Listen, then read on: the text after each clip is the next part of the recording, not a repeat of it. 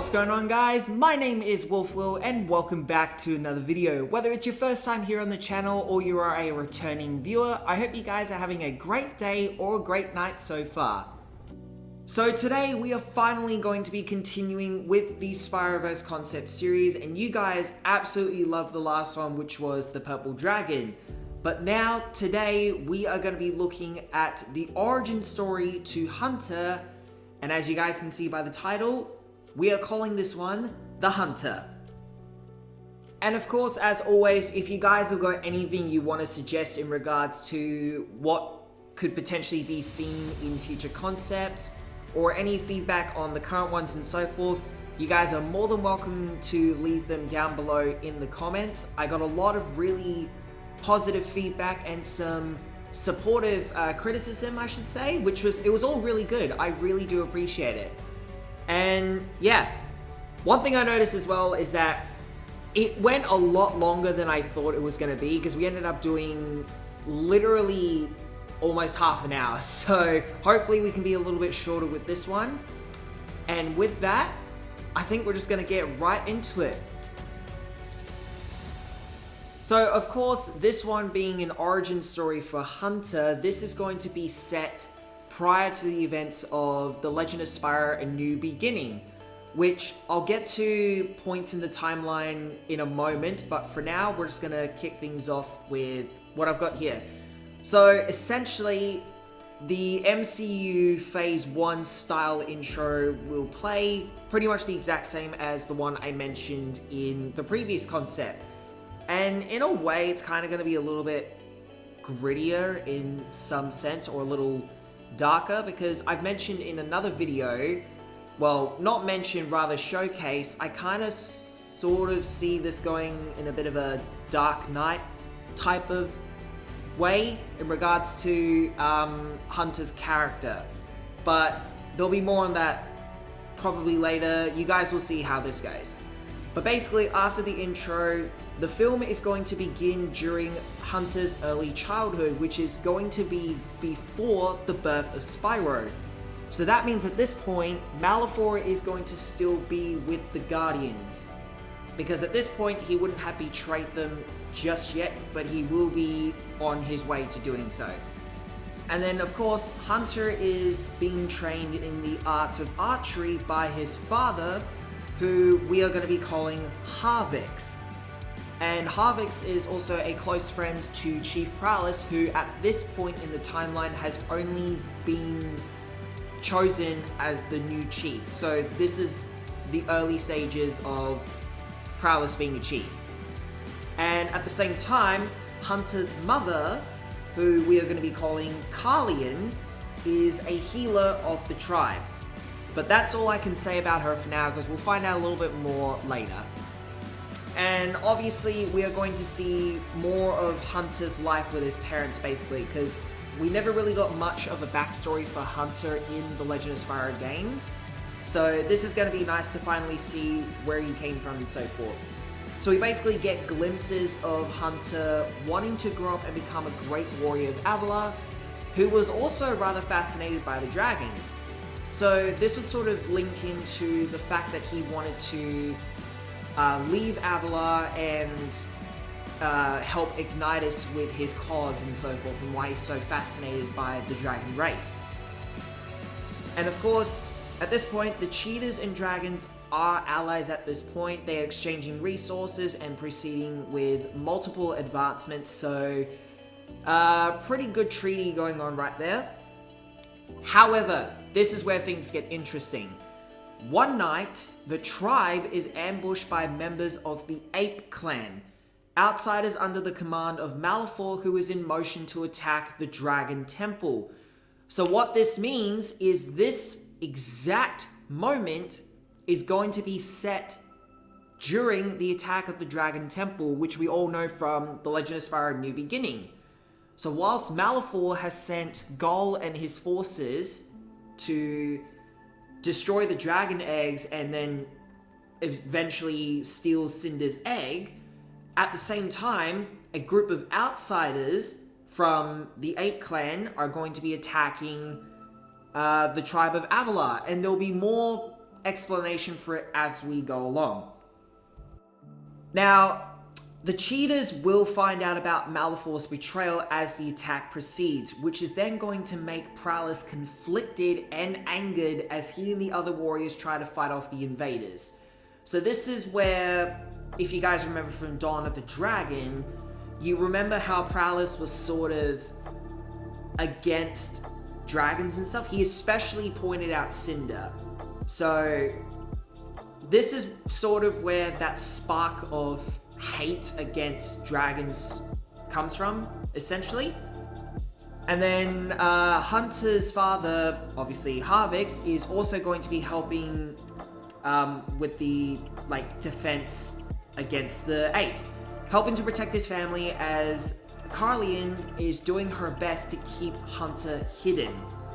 However, in the end, Carlian is going to be taken by the outsiders, with Hunter not being able to stop this, whilst Harvix also fails to save her, being badly wounded himself in the process. So basically, this is where the origin begins.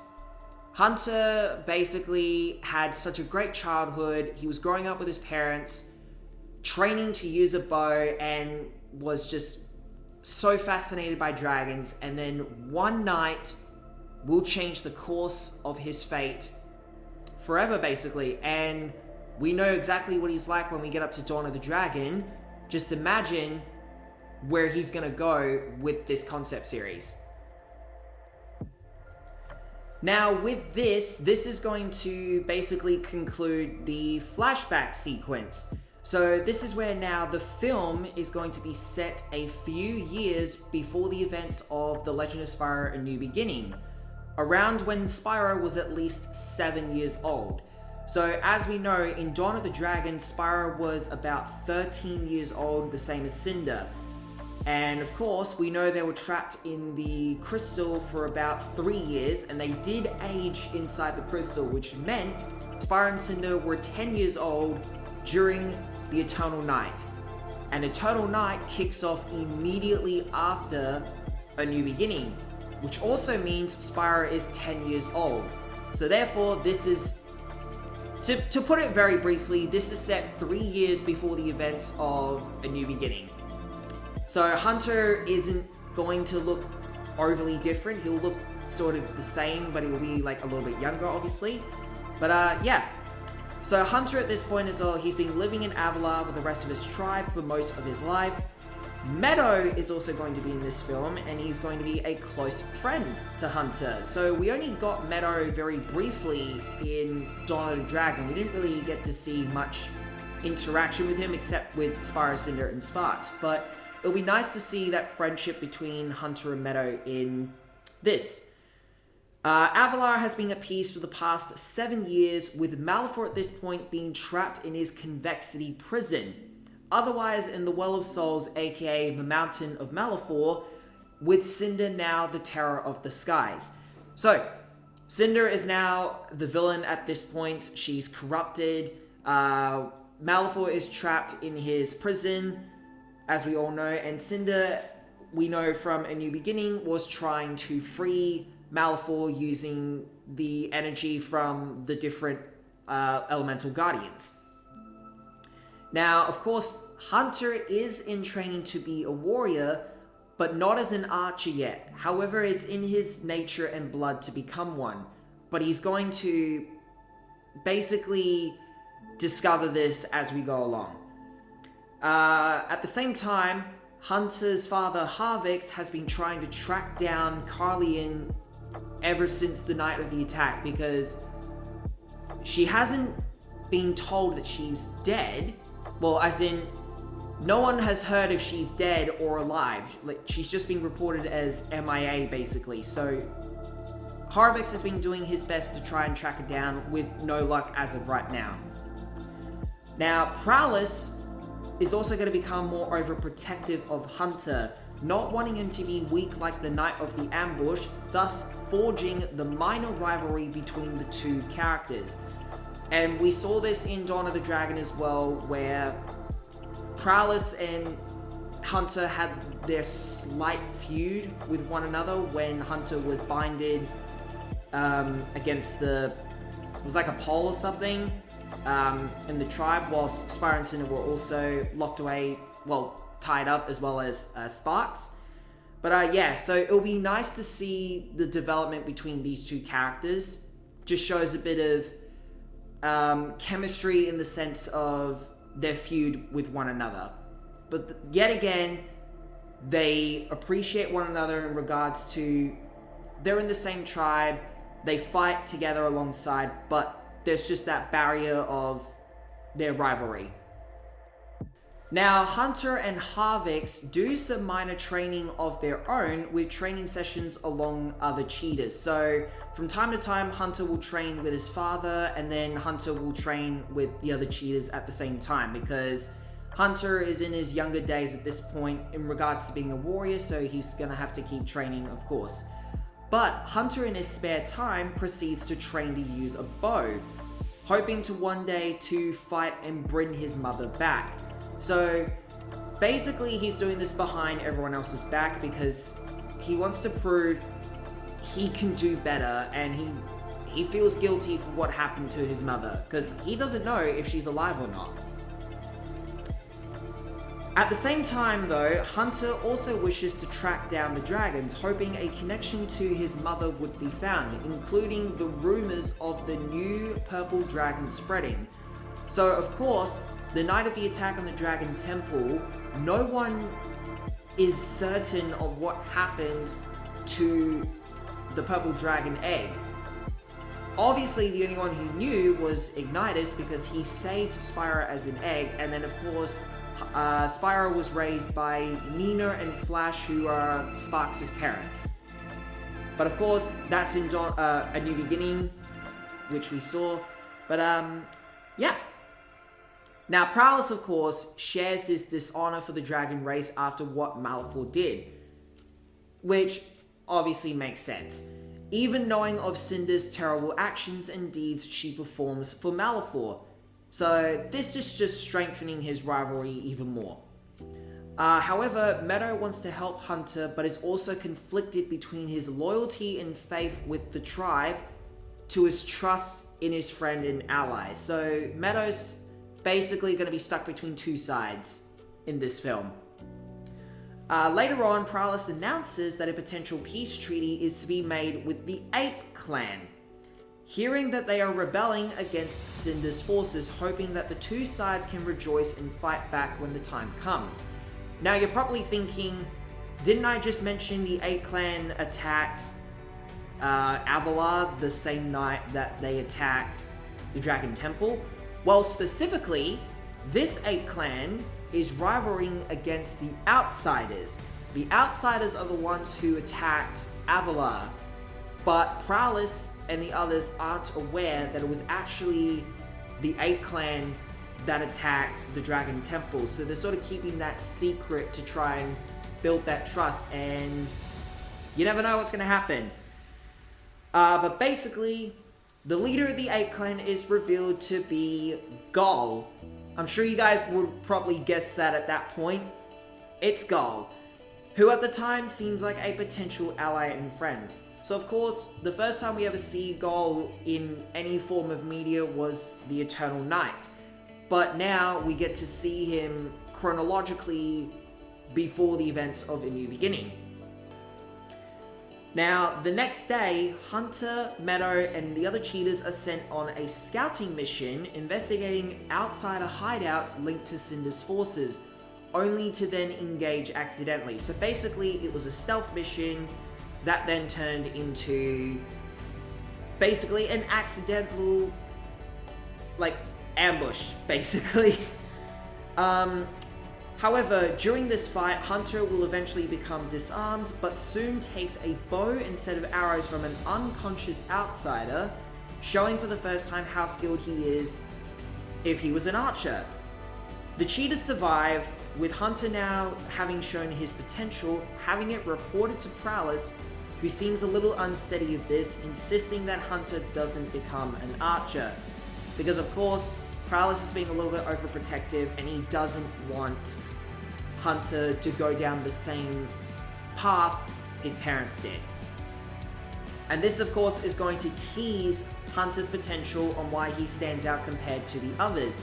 There will be more clarification on this a little bit later. Soon enough, Gol arrives with his fellow apes, being greeted by the cheetahs and then Prowess. That night, they settle down for celebration of the harmony to come, coming to agreements with the treaty in motion, with Hunter and Meadow both sharing conversation between themselves, then with Prowess and Gol. So of course, Gol is going to be the good guy at this point. He doesn't seem shady, nothing seems suspicious or anything whatsoever, and they have shown that they are fighting against the outsiders, so that sort of helps build that trust. Hunter eventually then heads off, his father following to discuss what happened before. Obviously, this is referring to Hunter showing off his skills with the bow and arrows. In which case, Hunter's father begins to clarify on why Hunter is such a skilled warrior with a bow. From the day he was born, Hunter's senses and skills seem to exceed that of the others, potentially linking to the attempted capture of Hunter as a young cub that resulted in his mother being taken instead. So this is going to bring a little bit of clarification in which Hunter was the intentional target the night that Avalar was attacked. However, Carlian was the one who was taken instead. I believe I talk about that more later. I'm just going through the list as I go, but yeah. Hunter's father reveals that he found no trace of her, and many years of searching, believing that she may not have possibly made it, but no official confirmation is made. So of course, I mentioned this a little bit earlier, they don't know if she's dead or alive, so it's either or. After that night, Prowess decides that Hunter shouldn't go out on the scouting missions with the others for the meantime, which only helps to strengthen the mutual rivalry between Hunter and Prowess. So once again, building that character development between the two characters. Gol's apes proceed to help the cheetahs track down the outsiders, pushing them back from the allies of the land. So once again, this is the apes showing their trust to the cheetahs, which you guys will probably think now this is starting to get a little bit suspicious. We all know what Gol is like. But yeah. Now Hunter, of course, is not going to listen, but he's stopped by Harvix before he can leave. Gol then intervenes and insists on giving Hunter a chance to make his mark, letting Hunter go secretly as Hunter's father and Meadow stay behind with Gol, Prowess, and the remaining apes and cheetahs. Now, you will probably think this is where it gets a little suspicious now, because Gol is insisting Hunter goes. Hunter takes that as he can trust Gol, but he doesn't know the full truth yet. Now, the scouting team seems to be doing well, but they seem to be getting into some trouble. Lucky for them, Hunter then arrives to help turn the tide, the team not minding that he's joined again. So they're not against him coming back to join. But yeah. Back at the village, however, Gol and Prowess discuss future matters, but soon enough, the true intentions of Gol are revealed very slowly, revealing that he is a follower of Malefor, intending to rally the Avalar tribes in an attempt to serve the Dark Master. Basically, he's promising to protect the Avalar tribes, and as he's revealing his connection to Malefor, he's doing it very slowly so that it's not obvious at first, but it makes Prowess basically question the allegiance with the apes and stuff. But then, of course, Prowess then finds out.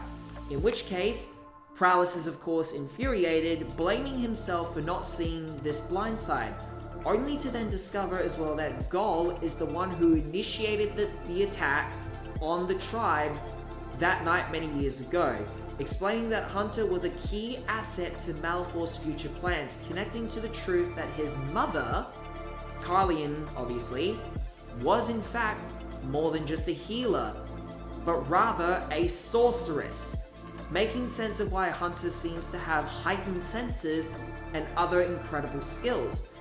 So there you go.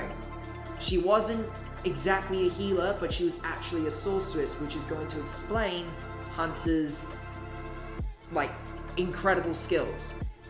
Which I think would be really cool if that actually happened, because I can imagine Hunter, he's gonna stand out from everyone else. That's sort of the whole point of this. He's not like the others. But this is what makes him, like, so relatable and incredible, is that Spyro is not the only gifted hero in this universe. There are many others, and Hunter is just one of many others, obviously. Now, of course, Goal and Prowess are going to proceed to fight one another, with Meadow and Hunter's father learning of the revelation as well. So for the meantime, it's a 1v1 fight between Goal and Prowess, which I think would be really cool to see.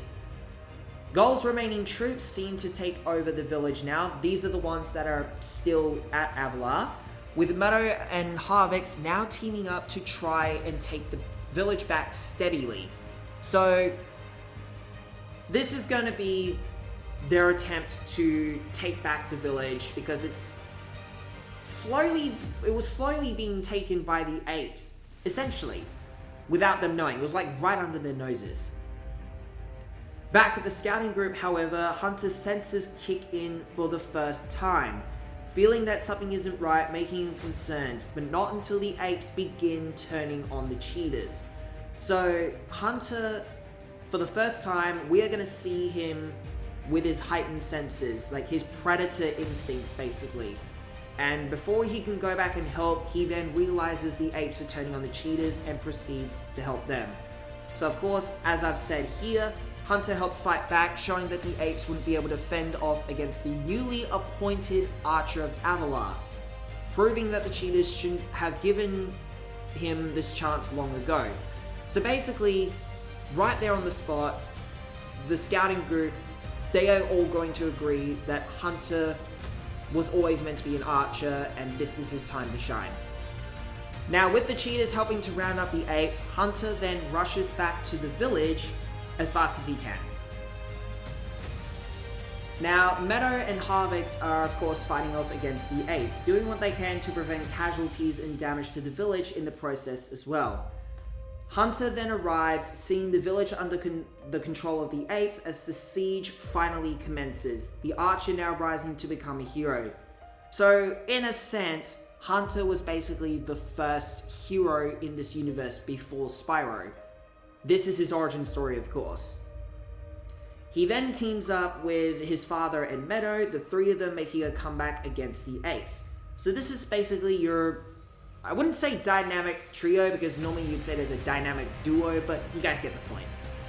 Prowess holds his ground against Goal, but is then seemingly surrounded by more apes, letting Goal move on to fight Hunter and the others. Harvix then separates from Hunter and Meadow, fighting off against Goal, fueled by a surge of anger over the disappearance of Hunter's mother. So of course, Harvix has got every right to be mad and angered at Goal, because literally it was his fault for Carlian being taken.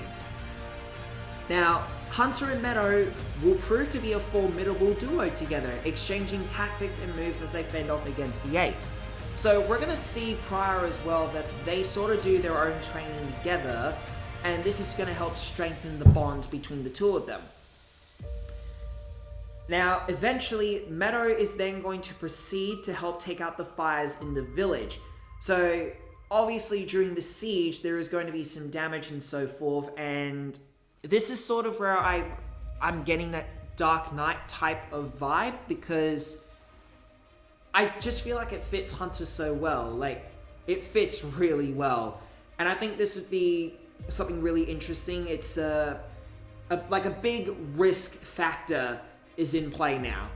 And this is gonna make Hunter more determined to fix this as soon as he can. So, at the same time, Hunter will of course leave to go and help Harvix. Now, Goal is going to end up facing both father and son, finding this quite amusing as he uses Hunter's mother in a taunting manner. So obviously in words and so forth, showing his dominance and intimidation against the two cheetahs. Soon enough, Hunter is on the ground with a temporarily dislocated arm. So during this fight, Hunter is literally gonna... Like, Hunter will sort of have the high ground. You see what I did there? He'll have the high ground sort of for a bit, thinking he is winning, but then Gull is really going to show his strength, like brute strength, and he'll end up dislocating Hunter's arm. So this is obviously going to be a temporary thing, as I mentioned. But then, yeah, Harvix will then fight off against Gull by himself, showing his own moves. So this is going to show Hunter gets some of his tactics and so forth from his father, because of course you would usually pass down genes and stuff to your next of kin, so it just kind of makes sense. The worst comes to be though, as whilst more apes come to fight against Hunter's father, this gives Gull the opening he needs to kill Hunter's father, piercing his blade right through the chest as Hunter watches in horror, being reminded of the horror he faced the night his mother was taken.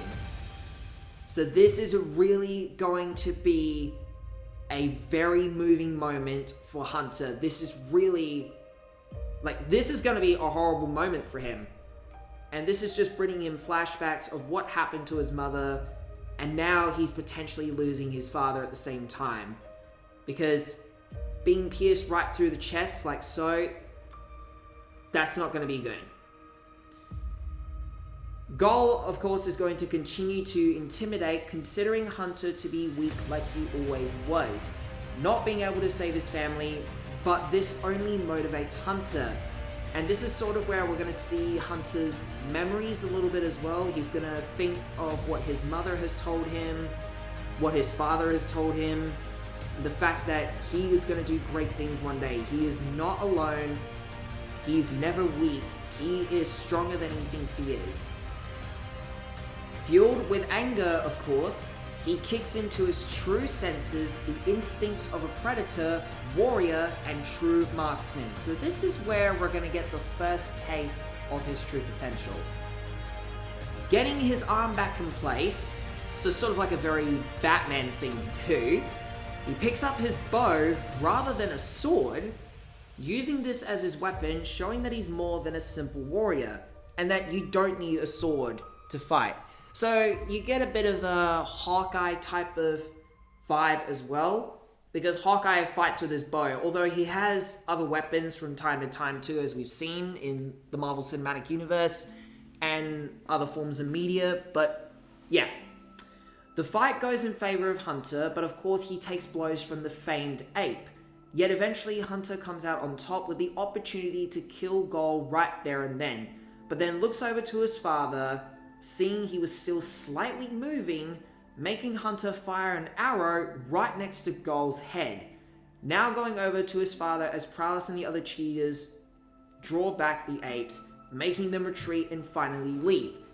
So at this point, Gull will then be taken by some of the other apes, and during the fight, Hunter will use a mix of the bow itself and firing arrows at the ape as well, even firing arrows at some intruding apes that were going to intervene with the fight. So basically killing some of the other apes. And this is showing his true marksmanship. Now, Hunter does his best to keep his father alive, but it's not looking too well.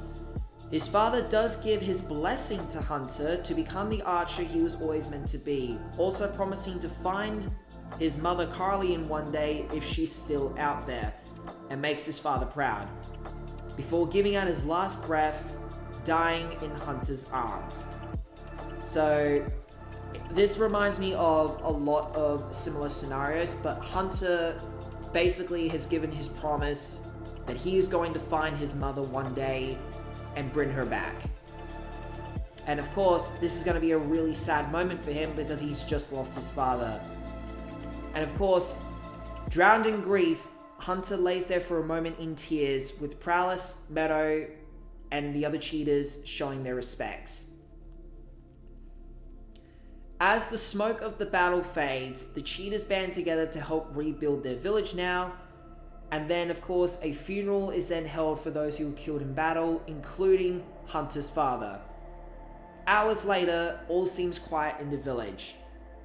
Meadow is going to be keeping Hunter company, only to then have Prowess walk in and accompany the two as well. So this is then going to show Prowess really does care about Hunter. Like, even with the rivalry, he really does care for his friend. And this also shows Meadow's friendship too. Like, this trio, spot on. The chief shares his regards for what Hunter's father did for the village all these years, admiring him and his son, congratulating Meadow as well, because Meadow did kick ass pretty well. Prowess then decides to accept who Hunter is to become, giving his own blessing to go out into the world to seek injustice and put it to an end, expressing as well that even with the chief's mistrust in dragons, there are some who are deemed worthy to bring balance to the world, even revealing and briefly explaining the prophecy of the purple dragon being Spyro. Of course, they don't know his name, but, well, they don't know his name yet, but they are aware that the purple dragon is alive and somewhere out in the world. The next day, Hunter is prepared for his journey to the outside world, saying his farewell to Prowess and Meadow, and of course he does promise he will return one day, which at this point in time won't be until Dawn of the Dragon, but you never know what's going to happen. And this was Prowess's way of saying sorry to Hunter for doubting his potential.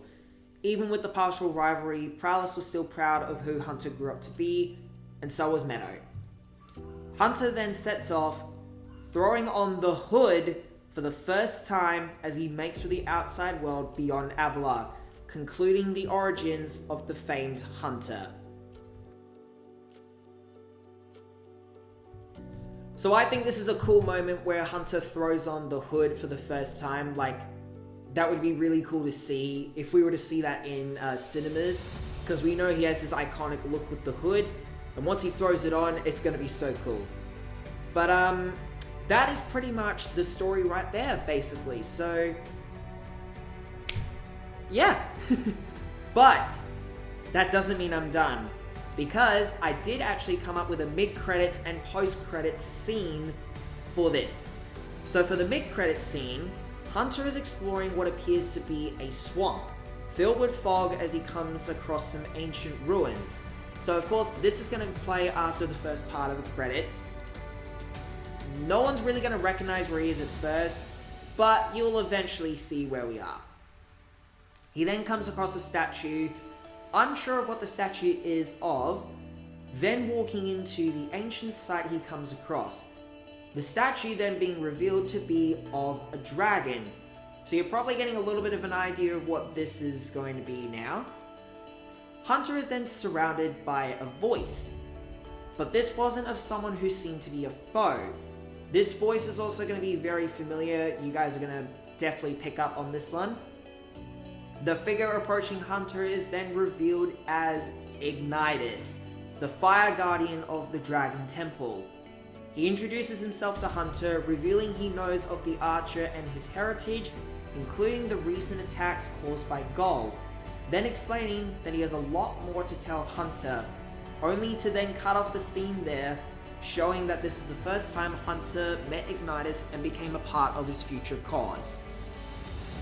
I think if we were to see that on the big screen, everyone would go crazy, because this would be the first time Hunter meets Ignitus, and this will show how the two have their connection with one another. And of course, this is still years before Spyro meets Ignitus.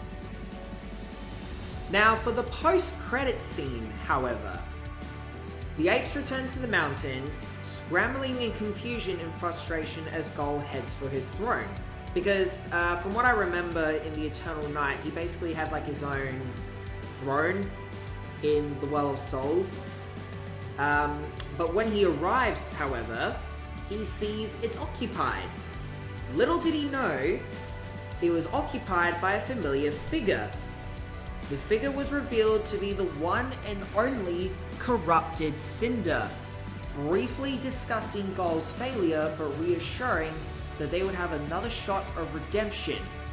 showing that she potentially has found a way to free the Dark Master from captivity as well, linking into the future events of A New Beginning. And with that, that concludes The Hunter. Now, I already know this is much longer than the first concept, but it's well worth it.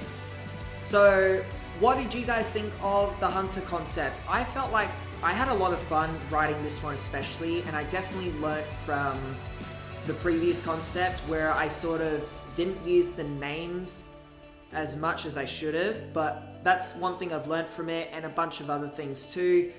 But yeah, I'm really enjoying this, and this is probably the part where I would say what my next concept to be, but I don't actually have the next one planned yet. There are ideas in my mind, but I want to ask you guys, what concept would you like to see after this one? And basically the next one is going to be set after the events of the Purple Dragon. So if you haven't seen the Purple Dragon concept yet, there will be a title card up on screen now, and I will also have the thumbnail shown on screen just to give you a little visual of what it's like. The link is also in the description below if you guys want to go and check that out, which is the one before this concept. But yeah. So what did you guys think? Was there anything you think I should have changed? Did you like what I had? Or is there anything that you would have added to what I already said? If you want to let me know, you can let me know down below in the comments, and I will be sure to keep in touch with all the comments I get. And with that, thank you guys so much for watching. If you want to go and check out some of my other stuff outside of YouTube, I do stream partially on Twitch. You can find it under the name WOLFWILL, but replace the O with a 0 because someone else already had WOLFWILL for a name. Otherwise, you can go and check out my cosplay content over on Instagram as Spidey_Wolf. And with that, thank you guys so much once again. And until next time, I hope you guys have a great day or a great night.